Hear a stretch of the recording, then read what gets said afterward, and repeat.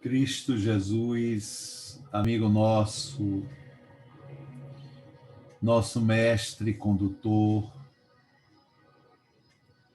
aqui iniciamos nosso estudo da noite de hoje, evocando a tua presença e a tua proteção.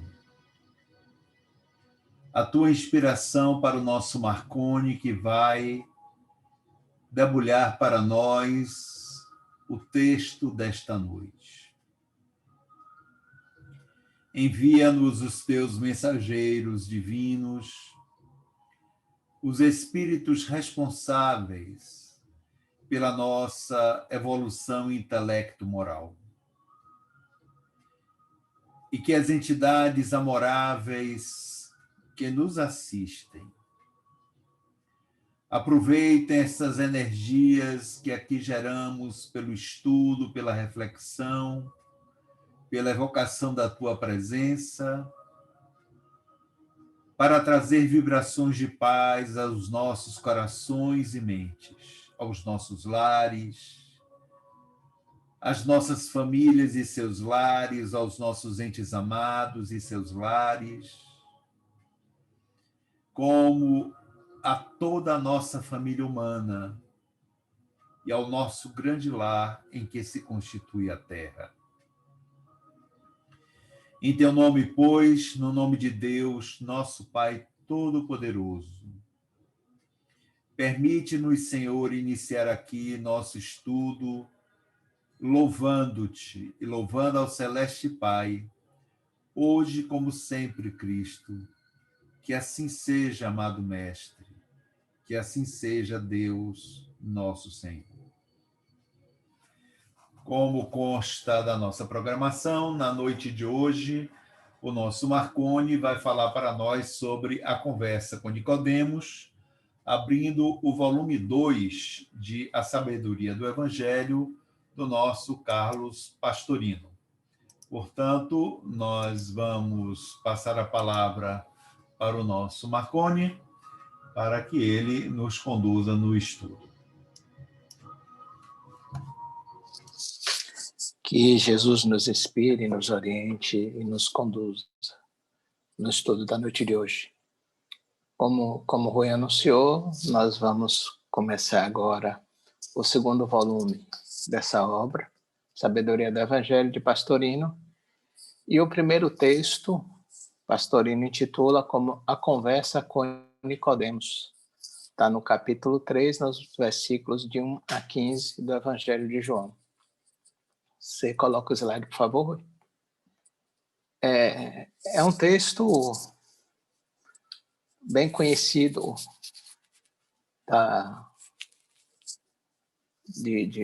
dos espíritas, né? Não é um texto do Evangelho que apareça como uma novidade. Então, como vocês vão ver o próximo slide, onde contém o texto A Conversa com Nicodemos, a gente vai observar que é um texto muito comentado na doutrina em face da ideia de reencarnação.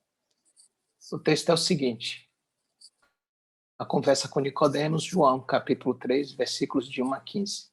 Havia um homem dentre os fariseus, chamado Nicodemos, chefe dos judeus.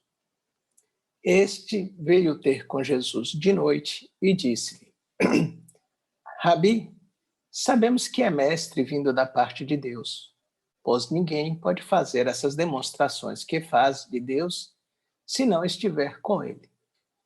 Jesus respondeu-lhe: em verdade te digo, que se alguém não nascer de novo, do alto, não pode ver o reino dos céus. Perguntou-lhe Nicodemos: como pode um homem nascer sendo velho? Pode, porventura, entrar pela segunda vez no ventre de sua mãe e nascer? Respondeu-lhe Jesus.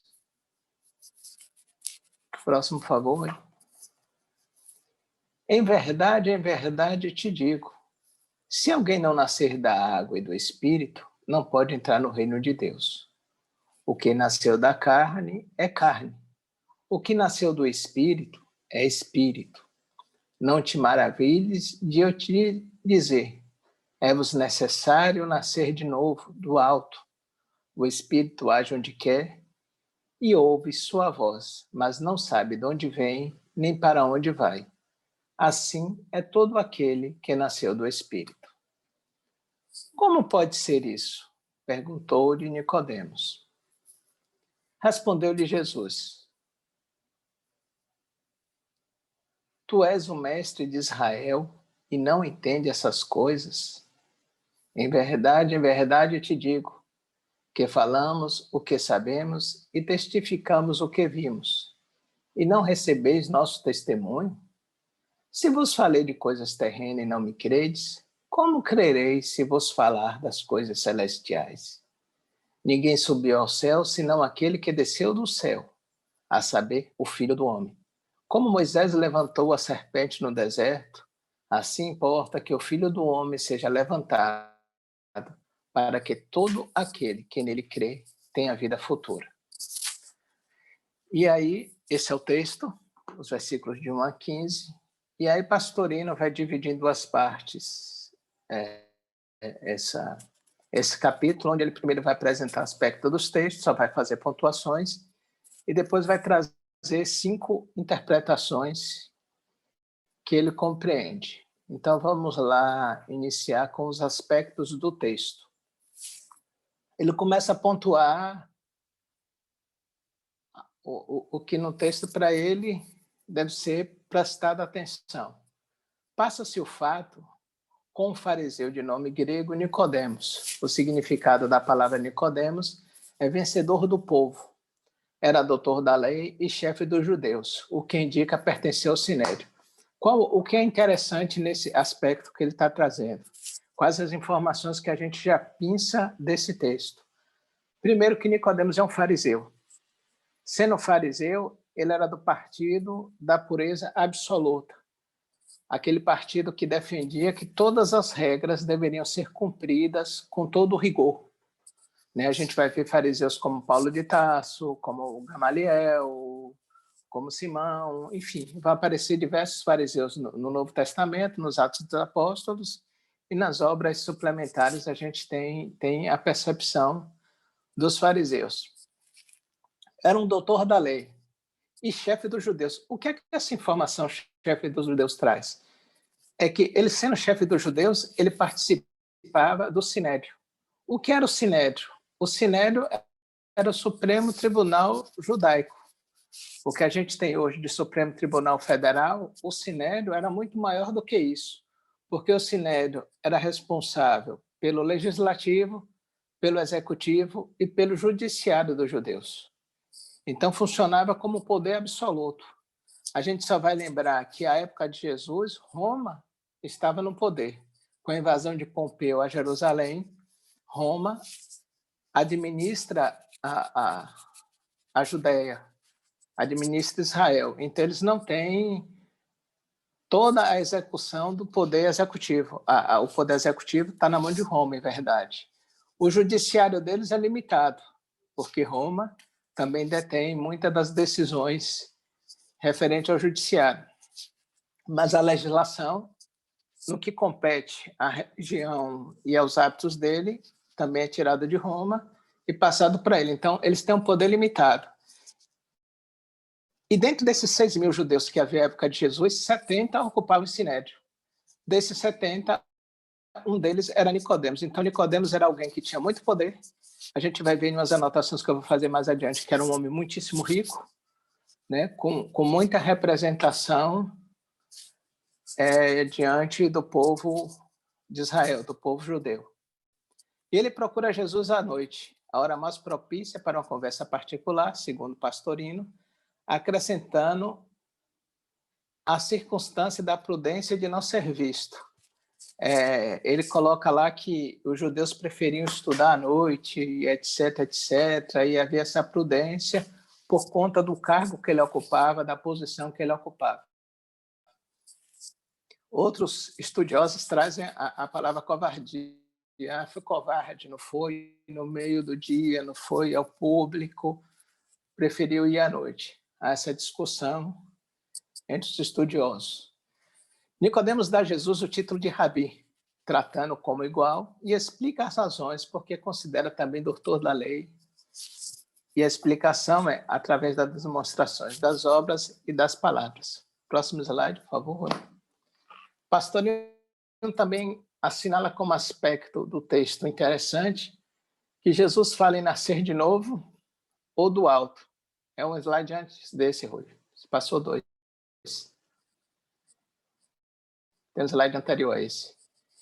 Então, Pastorino chama a atenção que Jesus fala em nascer de novo e do alto. Barclay é um pastor protestante, nesse livro aqui, não sei se vocês estão vendo, Comentários ao Novo Testamento. Barclay traz uma terceira o livro é esse. William Barclay, comentário ao Novo Testamento, no volume 5, que é o comentário que ele faz de João. Barclay traz um terceiro significado, que é muito interessante também, que quando Jesus fala em nascer, essa palavra pode ser traduzida por nascer de novo, nascer do alto ou nascer completamente, totalmente. E a gente vai ver lá para o final, nas conclusões, porque esse nascer totalmente tem um pouco de sentido na tradução. Então, Nicodemos indaga: como pode nascer uma segunda vez o homem velho, se poder voltar para o ventre materno? Essa pergunta revela que o mestre de Israel entendeu de novo, sem a menor dúvida. Então, Pastorino pontua que Nicodemos entende quando Jesus fala em nascer de novo, que Jesus está falando de reencarnação e que era uma ideia aceita pelos fariseus. A pergunta que Nicodemos faz mas sim, nascer de novo tudo bem, mas como um velho pode nascer de novo? Como alguém adulto pode nascer de novo? E o Rabi não retira o que disse, ao contrário, confirma, especificando que o nascimento deve ser de água e de espírito. O Pastorino chama a atenção que não tem artigo, e dizendo mais, o que é da carne nasce da carne, o que é do espírito provém do espírito. E repete, é necessário nascer de novo ou do alto. Depois acrescenta, o espírito age onde quer. Ele vai debulhar isso nas cinco formas que ele vai abordar. O próximo slide foi as anotações que eu coloquei. Eu só coloquei as anotações assim, dessa forma, esse slide, para chamar a atenção que não está no texto de Pastorino. Para quem está estudando, lendo o texto, vai dizer, eu não vi isso. Nicodemos era um homem rico. Por que você está dizendo isso? Porque essa informação tem uma certa relevância. A gente vai ver que quando Jesus morreu, Nicodemos que prepara seu corpo para a sepultura. Então a gente vê esse texto que está no capítulo 19 de João. E foi também Nicodemos, aquele que anteriormente se dirigira de noite a Jesus, levando quase 100 arratéis de um composto de mirra e aloés. Tomaram, pois, o corpo de Jesus, envolveram em lençóis com especiarias, como os judeus costumam fazer na preparação para a sepultura. Essa quantidade que ele leva, esses 100 arratéis, dá aproximadamente 33 quilos de incenso e de aloés. Esse incenso e aloés era queimado nos sepultamentos, geralmente de príncipes, de grandes autoridades, de homem muito rico. Então, Nicodemos tem esse gesto após a crucificação e a morte de Jesus, de reverenciar o mestre como se fosse um rei, como se fosse um príncipe, como se fosse uma alta autoridade. Qual a conclusão que a gente pode tirar disso? Apesar dele ter procurado Jesus à noite, como a gente vê, Nicodemos visitou secretamente durante a noite, pois temia a crítica da sociedade. Não foi por covardia, não foi por medo, foi por precaução, em face do cargo que ele ocupava, de ser um dos 70 no Sinédrio.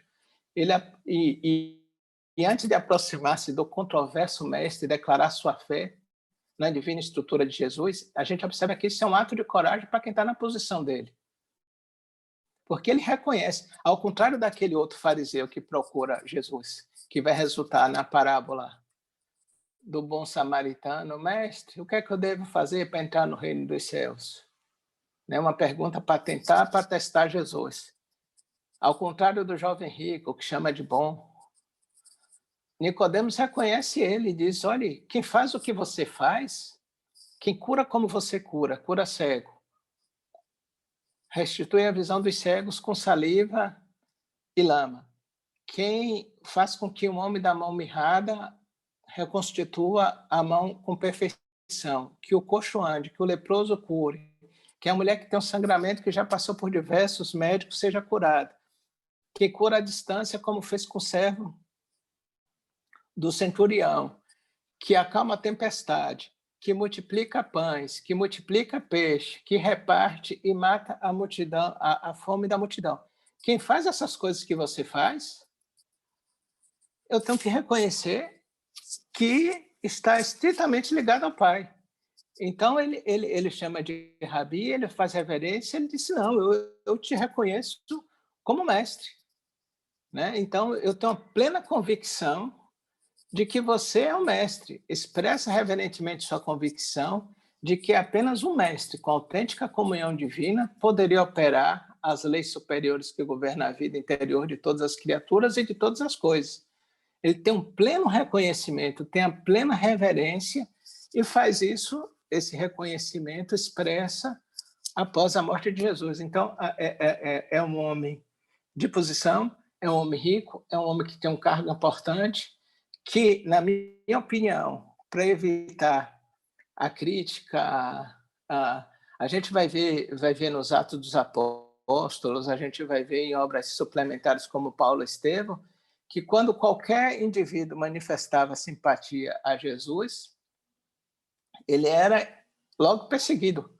Paulo, quando se converte em Damasco, que ele vai defender o mestre, querem apedrejá-lo, querem prendê-lo, e ele tem que sair da cidade pulando o muro dentro de um cesto.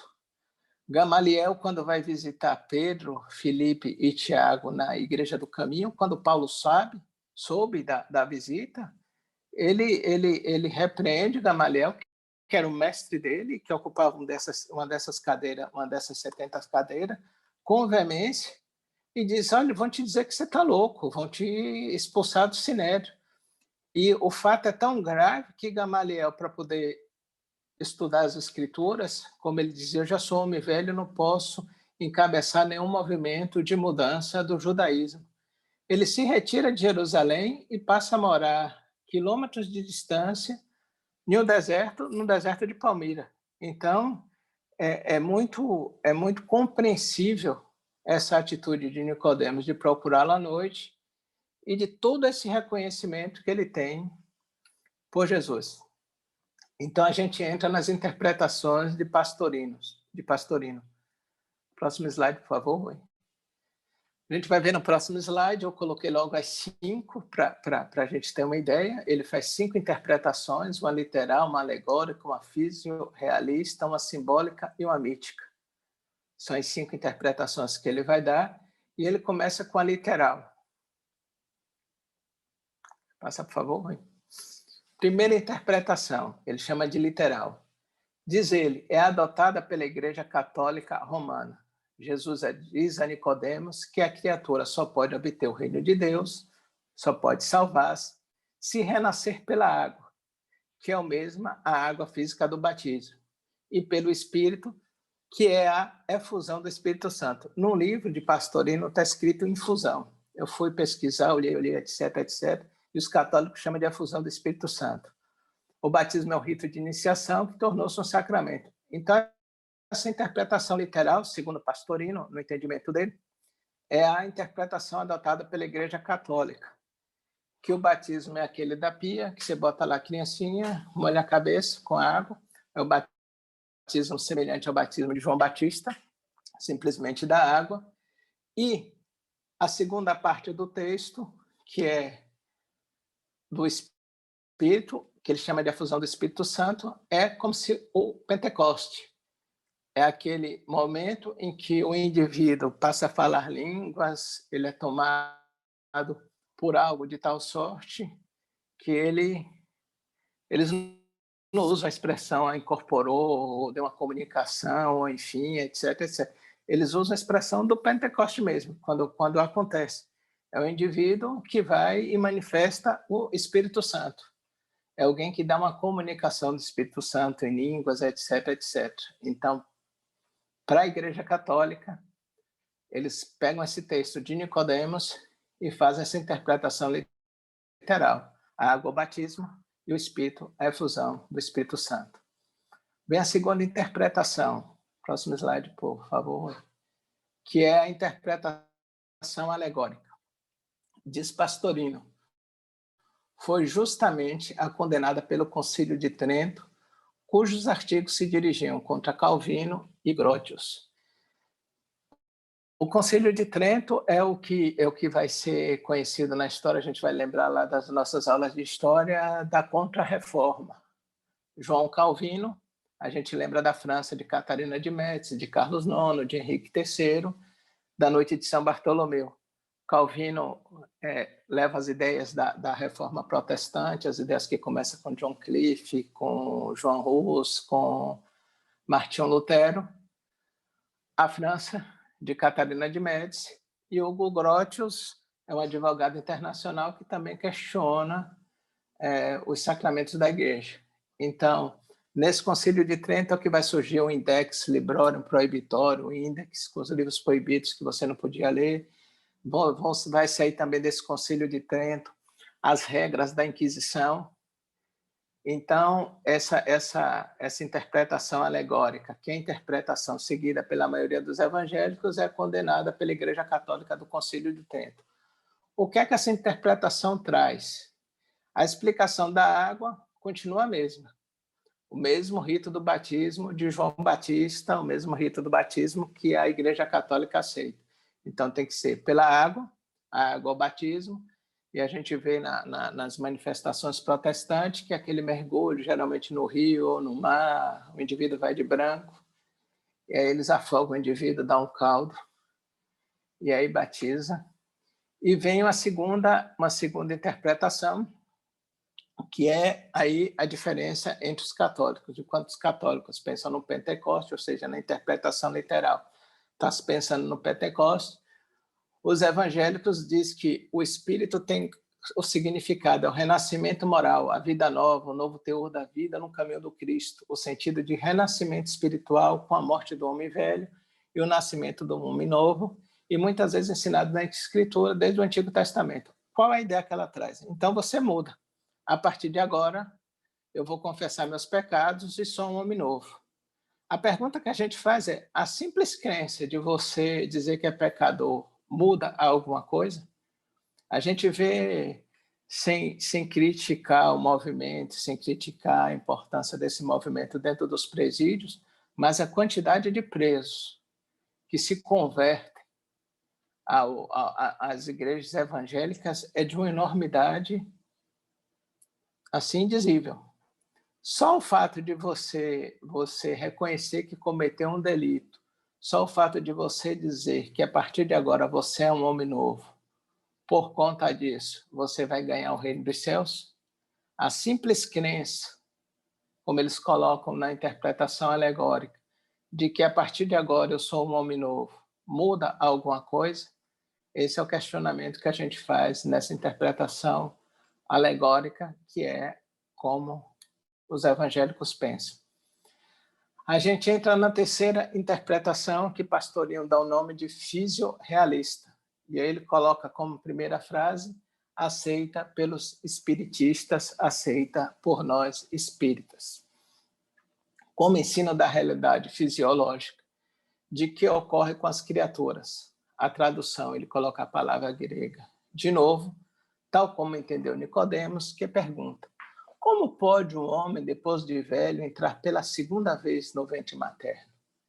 Indispensável se torna que o homem nasça de água, isso é, materialmente com corpo denso, dado que o nascimento físico é feito através da bolsa de água do líquido amniótico e de espírito, ou seja, que adquira nova personalidade no mundo terreno em cada nova existência a fim de progredir. Então, a gente vê a mesma coisa, a água e o espírito. Nas duas interpretações anteriores, na literal e na alegórica, na católica e na protestante, a água tem um significado de batismo. Aqui na fisiorrealista, a água passa a ter outro significado. O significado de nascer na matéria, nascer com um novo corpo. E aí ele traz a ideia do protoplasma, que a maior parte do nosso corpo físico é composto de água, e que o nascimento se dá em uma bolsa de água, uma bolsa cheia de água, a bolsa cheia do líquido amniótico. Então, a água aqui está representando o renascimento material, o retorno à matéria.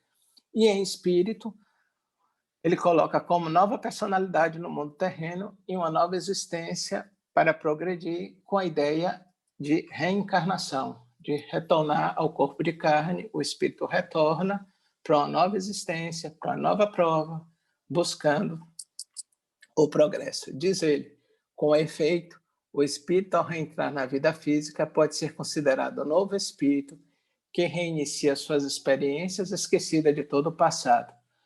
Ele chama a atenção que não é um novo espírito que está nascendo, é o mesmo espírito. Mas ele chama isso de novo, dessa ideia de novo, porque esquece o passado e recomeça a sua caminhada buscando gravitar para a unidade divina, como nos traz o Livro dos Espíritos. Próximo slide, por favor. E aí ele continua. O que nasce de carne é carne, isto é, corpo físico, com toda a hereditariedade física herdada do corpo dos pais. E o que nasce do espírito é espírito, ou seja, o espírito que reencarna provém do espírito da última reencarnação, com toda a hereditariedade pessoal que traz do passado.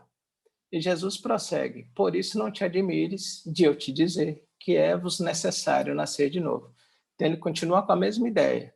O corpo físico provém dos pais, a união do gameta masculino com feminino, formando um óvulo, se redividindo, formando mónula, dando origem ao corpo físico. E o espírito, que é desde lá do início, desde da criação, passando por todos os reinos, adquirindo a sensibilidade, a intuição, saindo do reino mineral para o vegetal, para o animal, chegando a essa condição que nós temos hoje de homem. Então, esse espírito que atravessa todo esse caminho volta a se juntar a esse novo corpo e continua o progresso. E diz mais, o espírito sopra, isto é, age, reencarna, se manifesta onde quer e não sabe de onde veio, ou seja, não sabe qual foi a sua última encarnação, nem para onde vai, ou seja, não sabe qual será a sua próxima reencarnação. Próximo, por favor, Rui. E ele finaliza essa interpretação fisioteleológica. As palavras de Jesus foram de molde a embaraçar Nicodemos, que indaga. Como pode ser isso? E Jesus, tu, entre nós dois, é mestre em Israel. Te perturba com essas coisas terrenas? Que te não acontecer, então, se te falar das coisas celestiais, se eu te falar das coisas espirituais? Nicodemos questiona como pode ser essa coisa, para ele que é adulto, não poder ainda alcançar o reino dos céus, e Jesus deixa essa indagação. Passa ele, então, para a quarta interpretação, que é a interpretação simbólica. Diz ele, para compreendê-la, estudemos algumas palavras. Nicodemos. Nicodemos significa vencedor do povo e exprime alguém que já venceu a inércia da massa popular por seus conhecimentos das escrituras, já se destacou do vulgo profano, superando sua natureza inferior. Então, ele retira, sai da interpretação literal e começa a ver o simbolismo das coisas. Olha, Nicodemos é alguém que já se diferenciou da massa ignária, é alguém que já teve acesso ao conhecimento, alguém que já teve acesso às escrituras, alguém que já se destacou do vulgo profano, alguém que já está apto a, de noite. E aí ele coloca uma ideia, talvez, a palavra talvez é dele, talvez signifique que Nicodemos procurou o mestre em corpo astral, ou mental durante o sono físico. Nessa condição, seria possível manter conversações mais íntimas. Então, ele traz a ideia de que de noite não foi algo literal, não foi Nicodemos levantou, saiu da casa dele, caminhou pelas ruas e foi até onde estava Jesus, e sim, desprendeu-se do corpo físico, em corpo astral ou corpo mental, foi até o encontro de Jesus e teve essa conversação. Próximo, por favor, Rui. Nessa interpretação, diz Pastorino, descobrimos um sentido diferente do diálogo literal entre os dois, o rabi e o doutor da lei, o mestre espiritual e o mestre intelectual. Antes de qualquer pergunta, Jesus dá a frase chave de novo ensinamento que vai ministrar. É necessário nascer de novo para ver o reino dos céus. Nicodemos entende que Jesus fala de reencarnação, fato já conhecido por ele, pois sendo fariseu, aceitava normalmente a reencarnação e não podia de modo algum estranhar o fato ou ignorar sua realidade.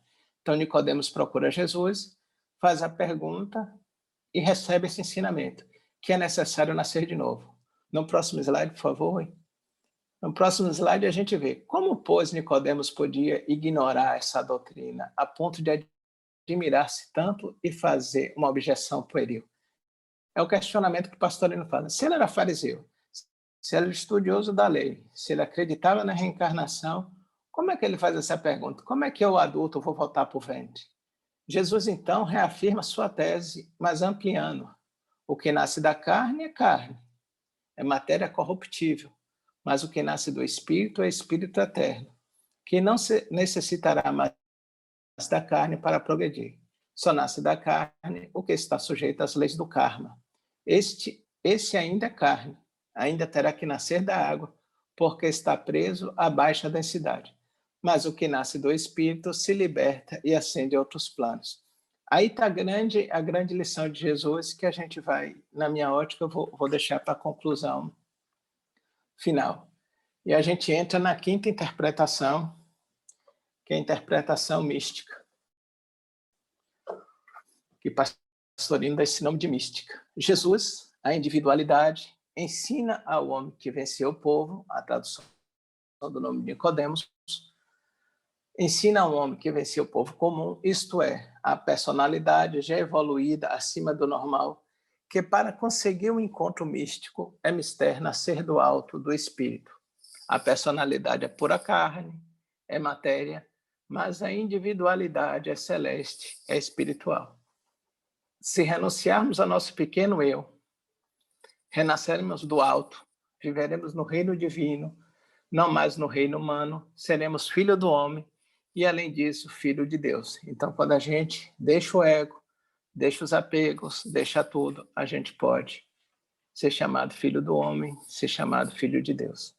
Para consegui-lo, é preciso ter sido suspenso na cruz, como a serpente de Moisés. É indispensável passar por todas as crucificações da terra, por todas as iniciações duras e difíceis, dando testemunho de fé em Cristo, ao viver seus ensinamentos. Essa é a última interpretação de Pastorino. Então, é necessário passar por todo esse processo de reencarnação, vai reencarnando, passando por provas, vencendo provas, etc., etc., até você chegar ao objetivo final, ao encontro com o divino, a tender a encontrar com o divino. Pensando, meditando, estudando, o que foi que eu concluí desse texto? Então, vamos lá para a parte final do trabalho, Rui, por favor. O que é que eu penso? Aqui já fui a massa encefálica tocando fogo. Ao se dirigir a Nicodemos, Jesus ressaltou que apenas ocupar o cargo formal de mestre na casa de Israel não assegura uma compreensão dos ministérios da vida. Não adianta você ser doutor, não adianta você ser mestre, não adianta nada disso.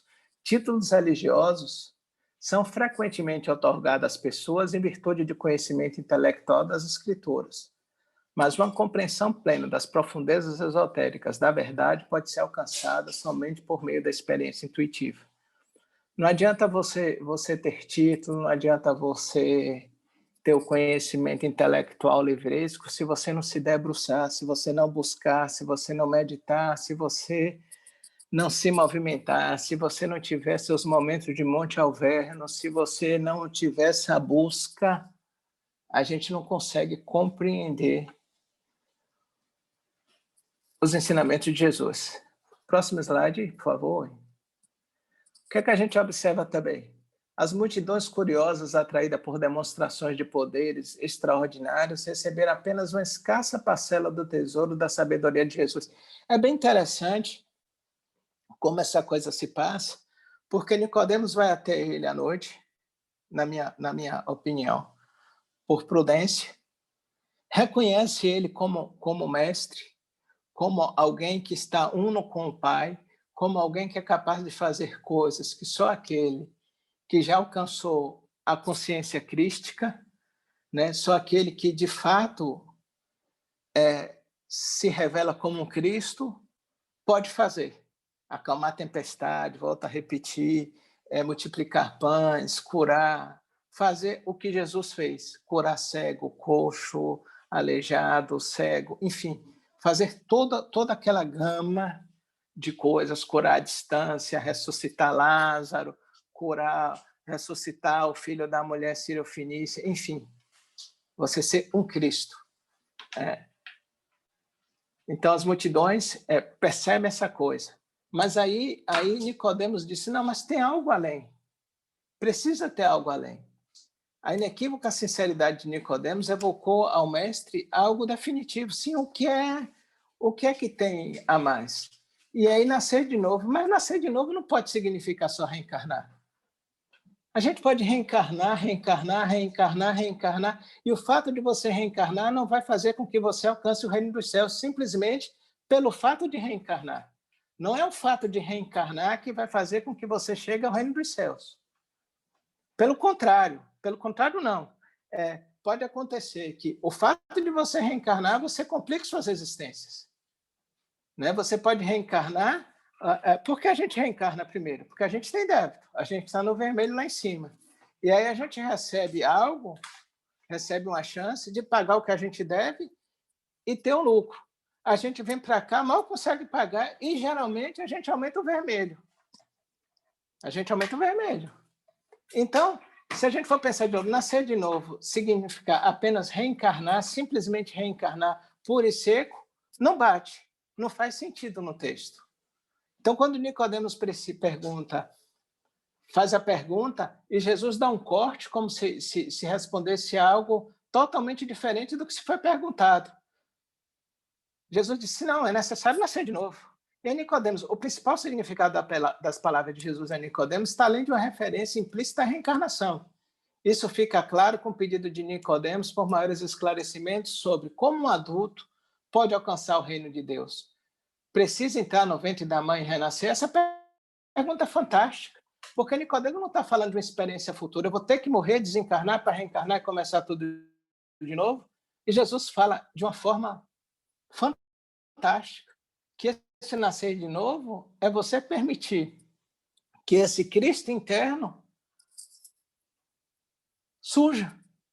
É você fazer a sua metanoia, como diz Rui, é você fazer a sua transfiguração de alma. Não é simplesmente reencarnar. Reencarnar, você vai reencarnar, quer queira, quer não, enquanto você tiver débito. Mas a partir do instante que o Cristo que existe internamente na gente assume o lugar do ego, quando o ego abandona o trono da nossa consciência e esse Cristo senta nesse trono e assume a nossa consciência, quando nós conseguimos dissolver a mente no divino, quando esse Cristo interno assume o controle da nossa existência, quando nos transformamos em Cristo, aí sim, nós nascemos de novo. E esse nascer de novo é que nos dá o passaporte para o reino de Deus. É assim que eu entendi esse texto e a gente abre agora para as colaborações, discordâncias, discussões. Que Jesus nos abençoe.